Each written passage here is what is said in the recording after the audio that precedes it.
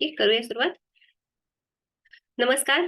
पातंजली योग दर्शनाच्या या पुढच्या भागामध्ये तुम्हा सगळ्यांचं खूप खूप स्वागत. आपण बघतोय साधनपाद. साधनपादाच्या आता आपण अगदी शेवटाला आलेले. तर साधनपादात आपण साधनं बघतोय की योग सिद्धी करण्यासाठी, म्हणजे योगश्चित्तवृत्ती निरोध आपण बघितलं होतं. हे साध्य करण्यासाठी आपल्याला काय काय साधनं उपलब्ध आहेत आणि त्याचा कसा आपण वापर करू शकतो आणि कसं आपलं जे ध्येय आहे समाधी तिथपर्यंत पोहोचू शकतो किंवा योग साधू शकतो. तर हे त्याच्यासाठीची काय काय साधनं असू शकतात आणि काय काय आहेत ह्याच्याबद्दल आपली सगळी चर्चा चालली आहे अष्टांग योगात. तर अष्टांग योगाचा आपण बघितलं होतं की आसन पर्यंत आपण आलो होतो आणि आसनांमध्ये काय आहे. ओके. आसनांमध्ये कुठलंही आसन पतंजली महर्षींनी सांगितलेलं नाहीये. सो आसनांची जी व्याख्या केलेली आहे तिथे पण पतंजली महर्षी स्थिरतेविषयीच बोलतायत. स्थिर सुखम आसनम म्हणजे स्थिरतापूर्वक एका आसनामध्ये आपण सुखपूर्वक स्थिरतापूर्वक बसू शकत असू तर त्याला आसन म्हटलेलं आहे. आणि त्या आसनाने काय होतंय, ते आसन कसं करायचंय ह्याचं आपण मागच्या वेळेस पूर्ण व्यवस्थित विस्तारपूर्वक बघितलं होतं की कुठलंही आसन करत असतो म्हणजे आता आपण ध्यानासाठी बसतोय तर त्याच्यामध्ये आपल्याला काय आहे तर प्रयत्न शैथिल्य आलं पाहिजे की जबरदस्तीने बसणं असं नको. ज्यावेळेला जबरदस्तीने बसायला लागतं त्यावेळेला ध्यानात आपलं लक्ष राहत नाही. आपलं लक्ष पायात येणाऱ्या मुंग्यांकडे, पायाला क्रॅम्प येतोय याकडे जातं. सो ही स्थिरता आपल्यामध्ये येण्यासाठी म्हणून आसन हे अंग आपल्या ध्यानाच्या धारणेच्या आधी सांगितलेले किंवा प्राणायामाच्या आधी सांगितलेले का तर ती स्थिरता आली पाहिजे. ती स्थिरता ज्या वेळेला आपल्या शरीरात येईल त्यावेळेला ध्यान जे आहे आपण आता जे करतो ते अर्धा तास, 1 तास अशी ध्यान आपण करतोय तर त्यासाठी काय लागणार आहे तर स्थिरता लागणार आहे. आणि ती स्थिरता आपल्याला साधायची असेल तर ती येणार आहे आसनामधून. आसनामध्ये स्थिरता साधण्यासाठीही त्यांनी काय सांगितलेलं आहे तर प्रयत्न शैथिल्य तर आलंच पाहिजे. पण अनंत समापत्तीभ्याम म्हणजे काय तर अनंत समापत्ती म्हणजे त्या परमात्म्यामध्ये त्या परमेश्वरामध्ये आपलं मन त्यावेळेला लावायचंय आणि मग त्यावेळेला आपलं मन पूर्णपणे एका ठिकाणी स्थिर झाल्यावरच आपण आपलं आसन स्थिर करू शकणार आहे. म्हणून प्रयत्न शैथिल्य तर आलंच पाहिजे. आपल्याला कुठलेही प्रयत्न नाही करावे लागायला पाहिजे कुठल्याही आसनामध्ये बसण्यासाठी स्थिरतापूर्वक आणि सुखपूर्वक बसण्यासाठी. पण आपलं मन ते प्रयत्न न करायला लागेल यासाठी काय करावं लागणार आहे ते परमात्म्यामध्ये लीन करावं लागणार आहे. आणि हे जर झालं तर मग काय होणार आहे तर आपल्या मधले जे द्वंद्व आहेत दोन गोष्टींमध्ये आपल्यात सारखं चालू असतं की हे की ते की हे सगळे द्वंद्व नष्ट होऊन आपण काय एका मार्गावरती व्यवस्थित स्थिर होऊ शकू. आसनाने काय सिद्ध होतं तर ततो द्वंद्वान भिघातः हे आपण बघितलं होतं की द्वंद्व इथे नष्ट होत आहेत. सुख दुःख, पाप पुण्य ह्या प्रकारची जी दोन दोन गोष्टी आहेत ना सगळीकडे त्या आपण आसनाच्या माध्यमातून नष्ट करू शकतोय. मग आपण बघणार आहोत की प्राणायामाचं आपण मागच्या वेळेस थोडंसं बघितलं होतं की तस्मिन् सती श्वास प्रश्वास योर गती विच्छेद प्राणायाम. तर जो काही आपला श्वास आणि प्रश्वास सुरू आहे त्याचा त्या गतीचा विच्छेद करून आपण काय करतोय तर त्यालाच म्हणतोय की प्राणायाम. त्या विच्छेद करणे म्हणजे काय रोखणे. म्हणजे आता जो आपले नॉर्मल ब्रिदिंग सुरू आहे प्राणायाम करतो त्यावेळेला काय करतो जी आपली नॉर्मल ब्रिदिंग सुरू असते त्या गतीचा विच्छेद करतो आणि आपला जो प्राण आहे जो आपण प्राण घेतोय त्याचा आयाम वाढवतोय म्हणजे विस्तार करतोय. म्हणून इथे काय सांगितलेलं आहे पतंजली महर्षींनी तस्मिन सती म्हणजे काय त्यानंतर. म्हणजे इथे सांगताना पतंजली महर्षीच पहिले सांगतायत की त्यानंतर म्हणजे काय आसनाच्या नंतर आसन सिद्धी झाल्यानंतर काय करायचंय तर श्वास प्रश्वास योर गती विच्छेद म्हणजे श्वास म्हणजे आपण जो श्वास आतमध्ये घेतो पूरक त्याला योगाच्या भाषेमध्ये म्हटलं जातं की पूरक म्हणजे श्वास आतमध्ये घेणे आणि प्रश्वास म्हणजे रेचक म्हणजे बाहेर सोडणे. ठीक आहे. प्राणवायू जो आपण बाहेर एक्झेलेशन आणि इनहेलेशन. श्वास म्हणजे इनहेलेशन आणि प्रश्वास म्हणजे एक्झेलेशन. तर याच्यात मध्ये सांगितलेलं आहे की श्वास प्रश्वास यो गती विच्छेद प्राणायाम. तर श्वास प्रश्वासाच्या गतीचा विच्छेद म्हणजे काय आपण जी आता नॉर्मल ब्रिदिंग करतोय तिथे तिला विच्छेद करतोय. दोन्ही नासिकांनी जर श्वास घेत असू तर प्राणायाम करताना आपण एक नासिका बंद करतो एकीने घेतो दुसरीने सोडतो दुसरीने घेतो एकीने सोडतो. हे जे काही आपण करतोय त्यांचे जी काही फ्लो चाललेला आहे त्याचा आपण काय करतोय तिथे स्टॉप करतोय विच्छेद करतोय म्हणजे ती तिथे तोडतोय आणि काय करतोय, तर यालाच म्हटलं जाते प्राणायाम. तो प्राणाचा आयाम वाढवतोय. प्राणाचे जे काही पूर्ण लेनदेन करतोय आपण, प्राण विस्तार करतोय. तुम्ही बऱ्याच जणांना हे माहिती असेल की अध्यात्मात म्हटलं जातं की परमेश्वरांनी आपल्याला पाठवताना एक विशिष्ट काउंट श्वासाचा पाठवलेला आहे. तर जे योगी जन होते किंवा जे ध्यान धारणा करायचे ते वर्षानुवर्ष जगायचे. अगदी 16,000 17,000 वर्ष जगणारे सुद्धा योगी आहेत आपल्या पुराणांमध्ये वगैरे. सो हे कसे जगत असतील? तर आपल्याला जसं मी म्हटलं की एक पर्टिक्युलर श्वासाचा आपल्याकडे काउंट देवाने देऊन ठेवलाय, की हे एवढे श्वास संपले की तुमचा मृत्यू निश्चित. तर ज्यावेळेला आपण प्राणायाम करतो, तर आपल्या प्राणाचा विस्तार करतो. आयाम करतो म्हणजे काय? विस्तार करतोय. आता नॉर्मली आपलं ब्रीथिंग सुरू असतं, की एका मिनिटात नॉर्मल लोकांची जे काही प्राणायाम वगैरे असं काही करत नाहीये आणि बाकी तब्येत वगैरे सगळी व्यवस्थित आहे, अशा लोकांचे एका मिनिटात 15 श्वास आणि प्रश्वास होतात. म्हणजे एक श्वास आणि प्रश्वास असं मिळून एक धरायचे, अशी 15 वेळेला होतं. पण जे योगी असतात किंवा जे योग साधना करतात, ध्यान-धारणा करतात, त्यांचे एका मिनिटात कमीत कमी काउंट होत असतात. बरेच जण जे चांगली साधक असतात त्यांचे अगदी 5-4 पर्यंत सुद्धा येतात काउंट, की एका मिनिटात त्यांनी ते एवढे श्वास घेतात असं. तर हे नॉर्मलाईज कसं होतं? तुम्ही अगदी सोपं उदाहरण, की आपल्या गल्ली वगैरे मध्ये असतात, कुत्री वगैरे असतात. ते किती फास्ट श्वास घेतात. खूप त्यांचं फास्ट ब्रीथिंग असतं. खूप जोरजोरात त्यांचा श्वास सुरू असतो. घेतला जातो, सोडला जातो, घेतला जातो, सोडला जातो. त्यांचं आयुष्य किती असतं? काहींचं अगदी 1 वर्ष, काहींचं अगदी 6 महिने असं आयुष्य त्यांचं असतं. पण जो कासव आहे ना, तो एका मिनिटाला अगदी 3-4 श्वास घेतो. त्याचं आयुष्य किती असतं? तर त्याचं आयुष्य असतं 300 वर्ष, 200 वर्ष असं. तर हे जे आपले श्वास आहे, यांचा जेवढा काउंट आपला कमी येतो, तेवढं आपलं आयुष्य वाढतं. म्हणून इथे काय करतोय आपण, तर श्वास आणि प्रश्वासाच्या गतीला विच्छेद देतोय. तिथला तिथे कट करतोय, जो नॉर्मल ब्रीथिंग सुरू आहे आणि त्याचा आयाम वाढवतोय, विस्तार वाढवतोय. म्हणजे दीर्घ श्वास घ्यायला सांगितल्यानंतर दीर्घ श्वास घेतो, त्यावेळेला आपल्याला आपली लंग्सची कपॅसिटी कळते. नॉर्मली आपण जो श्वास घेतो, तो फक्त 500 सीसी असा लंग्सची कपॅसिटी जी आहे. समजा जर आपल्याकडे एक बॉटल आहे असं समजूया किंवा एक भांड आहे, ज्याच्यामध्ये 6 लिटर पाणी मावतंय. असे आपले लंग्स आहेत. त्याच्यामध्ये 6 लिटर आपलं श्वास मावतोय असं समजा आणि आपण किती त्याच्यात टाकतोय, तर फक्त 500 एम-एल टाकतोय. तर आपल्याकडे कपॅसिटी इतकी आहे आणि आपण वापरतो किती आहे? छोटीशी. बऱ्याच जणांना आपण म्हणतो ना, की सकाळी उठतातच फ्रेश, पण दुपार होईस तोपर्यंत एनर्जी डाऊन, डाऊन, डाऊन आणि संध्याकाळी पार पुरे वाट लागलेली असते. काहीच करू नये असं वाटतं, झोप येतीये. का? तर हेच होतं, की आपलं ब्रीथिंग जे आहे, ते आपलं व्यवस्थित नाहीये आणि मग आपल्या ते थकवा येतो. थकवा आल्यावर काय होतं, तर फास्ट ब्रीथिंग होतं. आपलं जे पल्पिटेशन आहे ते वाढतं. ह्या गोष्टींनी अजून आपल्या शरीराची हानी आपण करून घेत असतो. तर प्राणायाम करण्याने आपण आपल्या श्वास आणि प्रश्वासाची गतीचा जो विच्छेद करतोय आणि त्याचा आयाम वाढवतोय, विस्तार करतोय, तो म्हणजे प्राणायाम आहे, असं पतंजली महर्षी सांगताय, की नॉर्मल आपलं ब्रीथिंग आहे, त्याला आपण कट करतोय, त्याचा विस्तार करतोय. आत्ता श्वास घेताय तुम्ही, संपला. ज्यावेळेला तुम्हाला सांगेल कोणी, की दीर्घ श्वास घ्या, तर ती असं मोजलं जातं. घेतला जातो आणि तेवढा. कळतं आपली लंग्स किती कपॅसिटीने ते श्वास घेऊ शकतायत आणि आपण किती वापरतोय. म्हणजे असं असतं ना, की आपल्याला कोणी सांगितलंय, की तुला एका दिवसात ₹1,00,000 खर्च करायचे ना, आपण काय करतोय, तर 500 ची नोट खर्च करून आलोय. तर लेडीजला तर हे जमणार नाही, पण असंच आपण करतोय. सो ते न करता जर आपण फुल कपॅसिटीने याचा यूज केला, तर नॉर्मलाईज म्हणजे जे काही आपलं आयुष्य आहे, ते सुखकर व्हायला आपल्याला मदत होईल.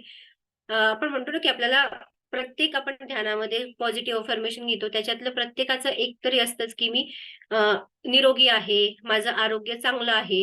आता हे चांगलं आरोग्य राहण्यासाठी आपल्याला हे जे पतंजली महर्षींनी जे काही हे अंग सांगितलेले आहेत अष्टांग योगामध्ये, त्या अंगांचा खूप खूप जास्त उपयोग होणार आहे. प्रॅक्टिकली यूज करण्यासारख्या या गोष्टी आहेत.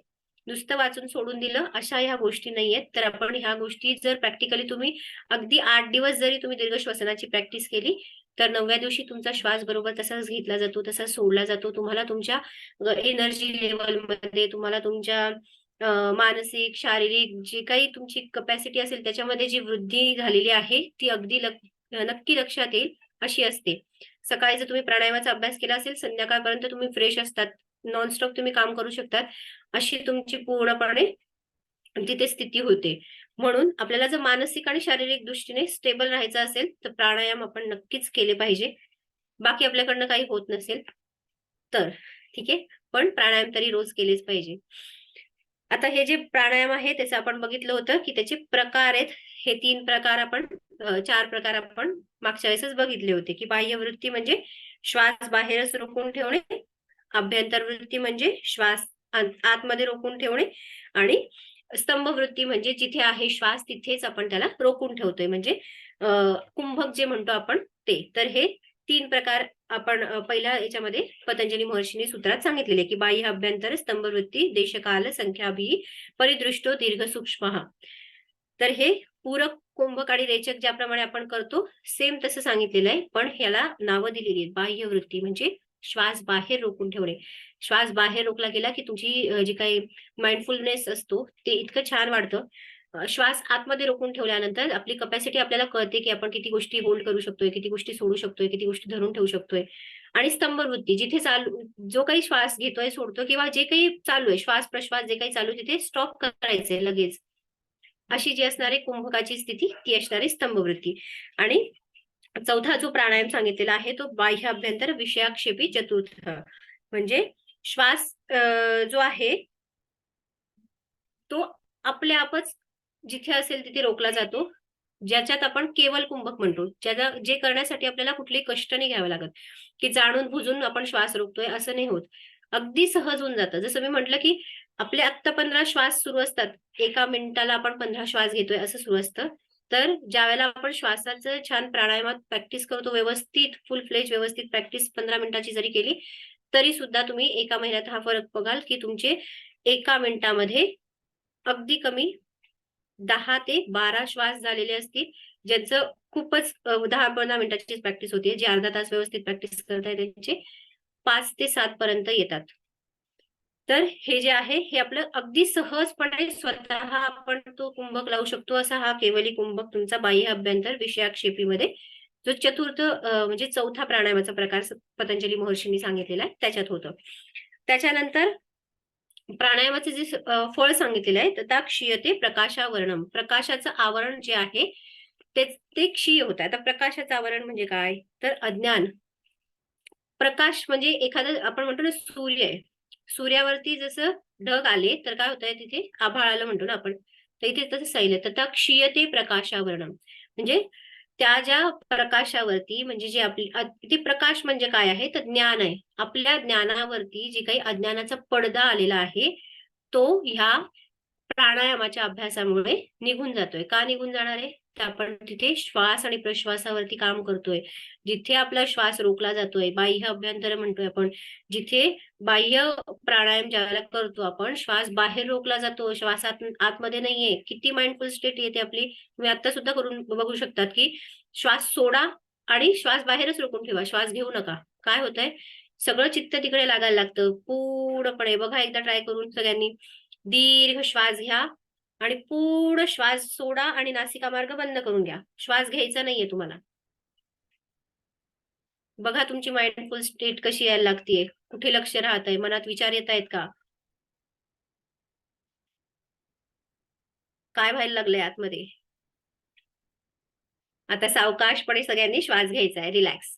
सो हे आहे की आता हे तर विद्यार्थ्यांसाठी खूप महत्वाचं आहे किंवा जे पण काही आपण काम करत असतो खूप विचार येतात मनात, प्रचंड विचार येतात. ते प्रचंड विचार कसे रोखायचे हेच आहे. ह्याच्याने आपण रोखू शकतोय बाह्य बाह्य प्राणायाम करून, अभ्यंतर प्राणायाम करून. कळतं आपल्याला आपलीच माइंडफुल स्टेट यायला लागते. आपल्याला आपल्या गोष्टी कळायला लागतात, सॉल्व्ह व्हायला लागतात गोष्टी. आपण इतके स्टेबल व्हायला लागतो, की आपल्याला कुठलीही गोष्ट व्हायला लागली एकदम एखादी गोष्ट अचानकच घडते ना, त्यावेळेला खूप लोकं डिस्टर्ब होतात. एखादा माणूस आपल्यातून जातो, एखादा लॉस होतो. ह्या गोष्टीने ना खूप लोकं डिस्टर्ब होतात आणि सायकोसोमॅटिक डिसीजेसमध्ये पडतात. तर ते कमी करायचं असेल आपल्याला, ह्या गोष्टींपासून वाचायचं असेल, तर ह्या प्राणायामाचा आपल्याला निश्चित उपयोग होणार आहे. तर ततः क्षीयते प्रकाशावरणं म्हणजे ज्ञानावरचा जो अज्ञानाचा पडदा आहे तो निघून जातो. का? तर तिथे आपली माइंडफुल स्टेट येतेय. तिथे आपण जागृत होतोय. तिथे आपण सजग असतोय आणि म्हणून काय होतंय तर हे अज्ञान जे आहे, म्हणजे ज्याच्यात आपण म्हणतो ना की भौतिक गोष्टींमध्ये आपल्याला सुख आहे, तर ते नाहीये ते कळायला लागेल. काय गोष्टी करायला पाहिजे, काय नाही करायला पाहिजे, ते आपण जसं हरिपाठात म्हटलेलं आहे ना, सारा सार विचार. तर तो सुद्धा आपल्याला त्या प्राणायामाच्या अभ्यासातून ते जे अज्ञानाचं आवरण आहे, ते मिटून आपण सारासार विचार करण्याच्या मनस्थितीत, त्या पूर्ण स्थितीमध्ये येऊ शकू. असं हे प्रकाशावरणम म्हणजे काय होतंय, तर अज्ञानाचं आवरण क्षीण होतंय आणि ज्ञानाचा प्रकाश येतोय. तुम्ही खूप ठिकाणी ऐकलं असेल, की भ्रामरी प्राणायामाच्या अभ्यासामुळे मुलांचे काय म्हणतात कॉन्सन्ट्रेशन वाढतंय, लक्षात राहायला लागल्या गोष्टी. तर हे कशामुळे होतंय? काय होतंय हे? तर तेच, की अज्ञानाचं आवरण मिटलंय आणि ज्ञानाचा प्रकाश होतोय. कशामुळे? तर आपल्या श्वासावरतीच आपलं ज्याच्यामुळे आपलं जीवन आहे, जे चालू आहे म्हणून हा देह आहे किंवा हा माणूस आहे असं म्हणतोय. त्या मेन श्वासाकडेच आपलं लक्ष नसतं आणि मग सगळी गाडी गडबडते. सो ती गडबडायची नसेल, ती स्थिर राहू द्यायची असेल, तर पतंजली महर्षींनी जसे हे प्राणायाम सांगितलेले आहेत. प्रत्येक गोष्ट पतंजली महर्षींनी सांगितलेली प्रॅक्टिकली यूज करण्यासारखी आहे. एवढाच फरक आहे, की त्यांनी सांगताना ते सूत्रात सांगितलेलं आहे आणि बऱ्याचदा असं होतं, की गोष्टी थोड्याशा कठीण करून सांगितल्या जातात, तर आपल्याला वाटतं, की हे सगळ्या गोष्टी आपल्यासाठी नाही. हे योगीजन जे कोणी करत असतील त्यांच्यासाठी, आपल्यासाठी ह्या सगळ्या गोष्टी नाहीयेत. तर तसं नसतं. सगळ्यांसाठी सगळ्याच गोष्टी असतात. आपण किती आपल्यासाठी करून घेतोय, स्वतःला वेळ देतोय आणि स्वतःच्या ह्याच्याने ह्या गोष्टींकडे लक्ष देतोय, त्याने सगळ्या गोष्टी घडत असतात. पतंजली महर्षींनी पुढच्या सूत्रात सांगितलेलं आहे, की प्राणायामाने काय होतंय, ते मनाची एकाग्रता येतेय. धारणासूच योग्यता मनसा. म्हणजे धारणा काय असते? तर आपण एखाद्या गोष्टीवरती मन एकाग्र करतो, थोड्या वेळाने ती काढतो, दुसरीकडे करतो. हे जे आहे ध्यानाची स्थिती नाहीये ही, धारणेची स्थिती आहे. सो धारणेमध्ये काय असतं, की एकाच गोष्टीवरती ध्यान केंद्रित राहतंय असं नाही होत. थोड्या वेळ राहतंय, थोड्या वेळ जातंय. धारणा पण आपलं मन तिथे राहतंय, एकाग्र व्हायला लागतंय. ती एकाग्रता थोडी-थोडी यायला लागल्यानंतर आपण ध्यानाकडे पोहोचतोय. म्हणून प्राणायाम का महत्वाचे तर धारणेसाठी आपलं मन तयार होतंय, एकाग्रतेसाठी आपलं मन तयार होतंय. आपली पूर्णपणे एकाग्रता वाढेल, त्याच वेळेला आपल्या अज्ञानाचं जे काही आवरण आहे, ते नष्ट व्हायला मदत होईल. त्यामुळे प्राणायाम केल्याने आपल्यातला सारासार विचार करण्याची शक्ती वाढतीये. त्यासोबतच काय होतंय, तर मन सुद्धा एकाग्र होतंय. ह्या दोघी गोष्टी एकमेकांच्या हातात हात धरून चालणार आहे, की ज्ञान वाढवायचं असेल, गोष्टी सारासार विचार करायचा असेल, तर काय लागणार आहे? तर मनाची एकाग्रता लागणारच आहे. त्याच्याशिवाय सारासार विचार होऊ शकत नाही. त्यामुळे दोन्ही गोष्टी एकमेकांसोबत चालणाऱ्या अशाच आहेत. तर प्राणायामाचे हे 2 महत्वाचे फळ पतंजली महर्षींनी सांगितलेले आणि त्यानंतर प्रत्याहाराचं वर्णन केलंय, जो की साधनपादातलं शेवटचं सूत्र आहे. प्रत्याहारापर्यंत आपण ज्यावेळेला येतो, ते असतं आपलं बहिरंग योग. म्हणजे बाहेरच्या गोष्टी याच्यात जास्त इन्व्हॉल्व आहे असं तुम्हाला वाटेल, पण त्या बाहेरच्या गोष्टींसोबतच आतल्या गोष्टी पण असतात. पण जिथून ध्यान, धारणा आणि समाधी ह्या गोष्टी सुरू होतात, तिथे आपले जे काय म्हणतात कोश आहेत, ते इन्व्हॉल्व होत असतात. सो कोशांबद्दल आपण पुढच्या ह्याच्यात बोलूयाच. तर त्यामुळे आत्ता जे आपण प्रत्याहारापर्यंत बघणार आहे, ते होतं आपलं बहिरंग योग. प्रत्याहार हा शेवटचा बहिरंगातला प्रकार. म्हणजे त्याला ब्रिज पण म्हटलं जातं, की बहिरंग योग आणि अंतरंग योगाला जोडणारा हा ब्रिज आहे. तर प्रत्याहाराची डेफिनेशन करताना पतंजली महर्षी म्हणतात, की स्वविषय संप्रयोगे चित्तस्य स्वरूपानुकार इवेंद्रियाणाम प्रत्याहारः. म्हणजे काय, की आपले जे काही इंद्रिय आहेत, पंच ज्ञानेंद्रिय, पंच कर्मेंद्रिय, एक मन अशी 11 इंद्रिय आहेत आपले. तर ह्या इंद्रियांचे प्रत्येकाचे वेगवेगळे विषय आहेत. डोळ्यांनी दिसतंय, कानाने ऐकायला येतंय, मन इकडे-तिकडे त्यांच्यासोबत पळतंय. ह्या ज्या काही गोष्टी आहेत, ह्या आपल्याला आवरायच्या आहेत. आतमध्ये कॉन्सन्ट्रेट करायच्या आहे. यांना आतमध्ये वळवायचंय. जे की आता आपण जी काही धारणा ध्यान करतोय त्याच्यातून वळवतोय, प्रयत्न करतोय त्या गोष्टी करण्याचा आणि त्यावरती स्थिर राहण्याचा. तर इथे तेच सांगितलेलं आहे, की जे काही आपले इंद्रिय आहेत, त्या इंद्रियांचा प्रत्येकाचा जो काही विषय आहे, म्हणजे कानाचा ऐकणे, डोळ्यांचा बघणे आणि त्या मार्गाने आपलं मन त्यांच्या मागे धावतं आणि तिकडे जातं. आणि मग जी काही आपली साधना असते किंवा जे काही आपल्याला अचीव्ह करायचं असतं, ते राहून जातं. तर ते राहू नये ह्यासाठी काय करायचंय, तर त्याचं जे वास्तविक स्वरूप आहे, त्याच्यामध्ये त्याला आतमध्ये आणणं, स्वतःमध्ये वळवणं, तर त्याला म्हटलं जातंय की प्रत्याहार. आता प्रत्याहारामध्ये आपण बघतोय की स्वविषय म्हणजे काय? प्रत्येक इंद्रियाचे आपले आपले जे विषय आहेत ते असंप्रयोगी. आता हा जो शब्द आहे असंप्रयोग, तर त्याला म्हटलं जातं की एखाद्या गोष्टीचा संबंध आल्यानंतर जो काही जुळाव होतो.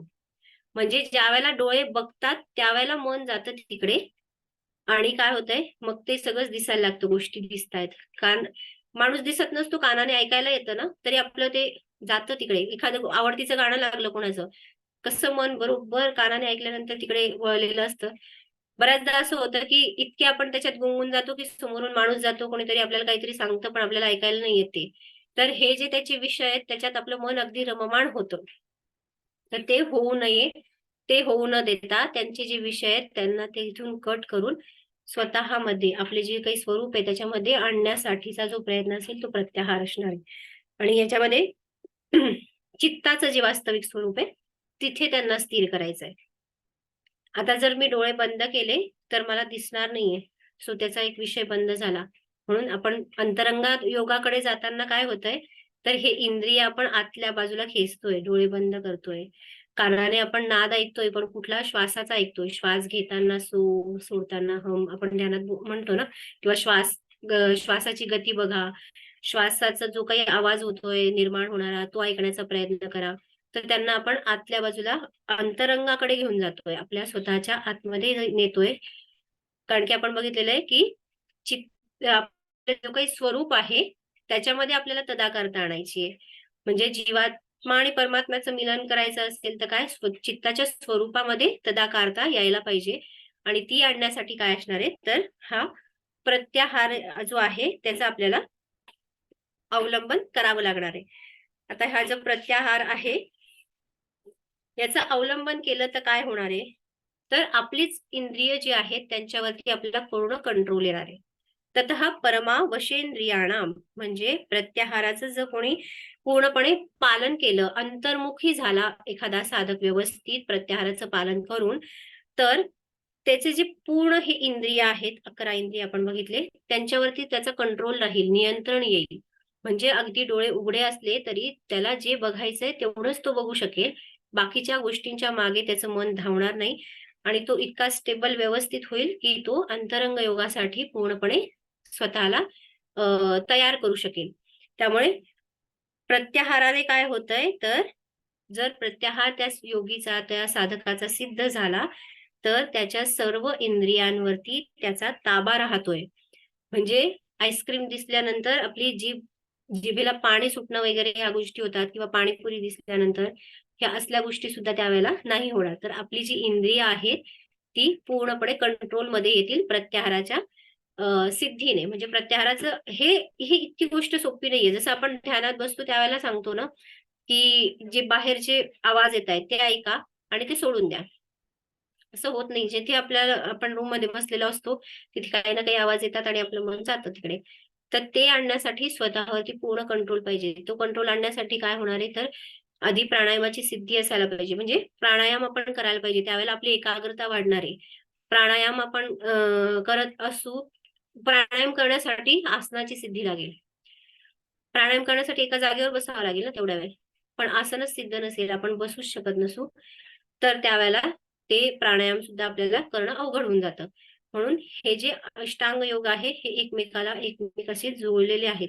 त्यामुळे करण्यासाठी आपण कुठूनही स्टार्ट करू शकतो, पण स्थिरता असणं महत्वाचं. म्हणून ह्या सगळ्या अंगांना एकत्र करून अष्टांग योग बनवलेला आहे, की ह्या सगळ्यांना मिळून घेऊन जायचंय आणि मिळून सगळ्या गोष्टी याच्यामध्ये करायच्या आहेत. तर हा जो बहिरंग योगाचा भाग होता, हा आपल्याला दिलेला आहे साधन पादामध्ये. विभूतिपाद ज्या सुरुवात होतोय, विभूतिपादामध्ये अंतरंग योग सांगितलेला आहे. विभूतिपादात आपल्याला धारणा, ध्यान आणि समाधी काय आहे, हे बघायचंय. अष्टांग योग पतंजली महर्षी साधन पादामध्ये संपवू शकले असते, पण त्यांनी तसं नाही केलंय.